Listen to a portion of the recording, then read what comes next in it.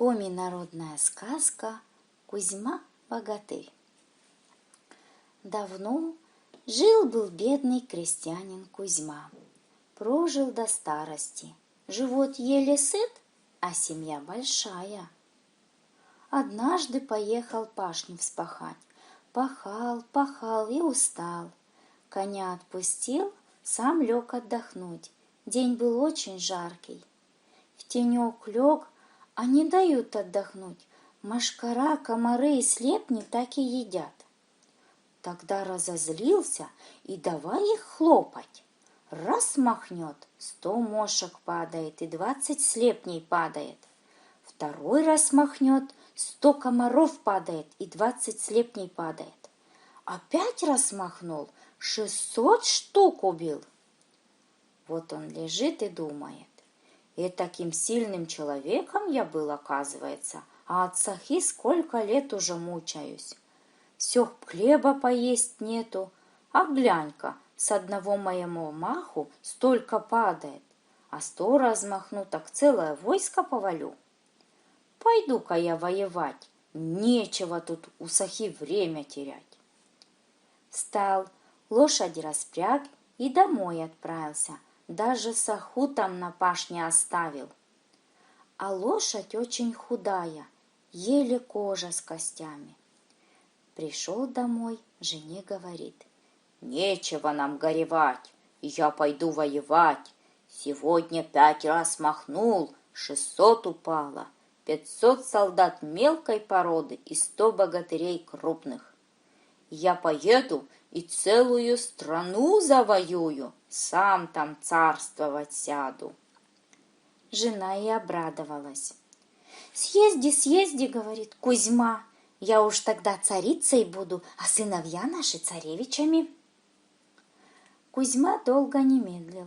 Взял за место сабли нож из обломка косы для щипания лучин, за место копья из изгороди кол выдернул, на плечи холщовый мешок набросил, на худую лошаденку сел и отправился воевать. Ехал день, ехал другой, нам рассказывать, конечно, скоро, а довольно далеко уехал и добрался до небольшой речки и никак не переправиться. Когда некогда мост построил, переправился как-то на другой берег, того и гляди, утонет. Там немного отдохнул и отправился дальше.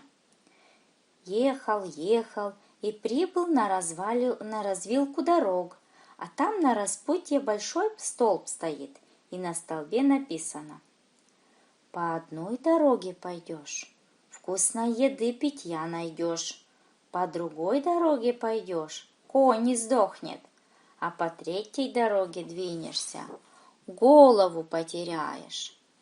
Кузьма подумал и себе так говорит: «Где головы роняют, туда и мне дорога. Если одним махом столько могу свалить, я ж никому не поддамся». И на столбе углем написал: «Сюда направился самый сильный на земле богатырь Кузьма. Он одним махом валит 20 богатырей из тех, кто покрупнее, и 100 солдат помельче». И дальше отправился. Как-то доехал он до широкого луга, лошадь отпустил и сам спать залег. Долго ли, коротко ли он проспал богатырским сном с устатку-то, я и не знаю. Когда некогда к развилке 3 дорог подъехали 3 богатыря. Увидели, что на столбе написано, и до того испугались. «Глянь-ка, какие богатыри есть! А мы что, одним ударом еле-еле 2 валим?» Они и отправились по той же дороге. Будь что будет, а с нашей стороны поехал, видно, с наших земель. С ним надо как-то покорнее разговаривать и ниже кланяться. Ехали и доехали до того же луга. Кузьма все еще спит. Богатыри подойти не смеют. Вдали остановились и разговаривают. «Подъедешь поближе, глядишь, рассердится, — говорят. Такой смелый, даже коня не привязал. так и отпустил. Когда некогда царь той земли и узнал, что богатыри явились, и отправил туда войско. Богатыри царю ответили, что никуда не уйдут, а если добром не отдаст свое царство, то у них такой богатырь есть, который одним махом 100 солдат и 20 богатырей валит. Как раз, мол, спит, а проснется, добра никому не будет. А Кузьма уже не спит давно, слушает и думает, что делать, да и пузо уже болит от страха. Когда-то и царское войско подошло, а Кузьма все не встает. Один богатырь и отправился навстречу, Кузьме завернул, поклонился и спросил, «Что прикажешь делать?» Кузьма рявкнул, «Разве не знаешь по сказкам? Знаешь ведь, что делать. Покроши всех, а одного отправь к царю с вестью, чтобы или вдвое больше войска прислал, или сдался». Богатырь Кузьме поклонился и поехал. Вмиг всех выкосил. Вернулся, Кузьме говорит, что войска не осталось. На завтра царь больше того войска отправил, а второй богатырь также всех выкосил. На третий день еще больше пришло, и третий богатырь всех выкосил. Кузьма со своего бока еще не вставал. А ему богатыри кланяются и докладывают, что войска побиты, а если и отправят, то опять побьют. У царя войско кончилось. У него на цепи был очень сильный богатырь, которого не выпускали уже 300 лет. Его отправлять биться. Да, а то ведь, дескать, никак этих победить не можем. И вот смотрят богатыри, что к ним идет огромный богатырь. Величиной будет с 3 богатырей вместе взятых. Голова, как чан для варки пива. Богатыри испугались. Кузьме стали говорить, «Если сможешь этого зарезать, тебя весь мир бояться будет». Кузьма видит, делать нечего. Или один большой богатырь голову отрубит, или 3 богатыря за обман. На лошадь сел, нож из обломка косы схватил и отправился навстречу богатырю. Глаза завязал, чтобы не видеть, как голову снесут. А богатырь смотрит, у Кузьмы глаза завязаны, и себе тоже завязал. За 300 лет, дескать, правила поединков сильно изменились. Думает, что так и нужно, завязанными глазами биться.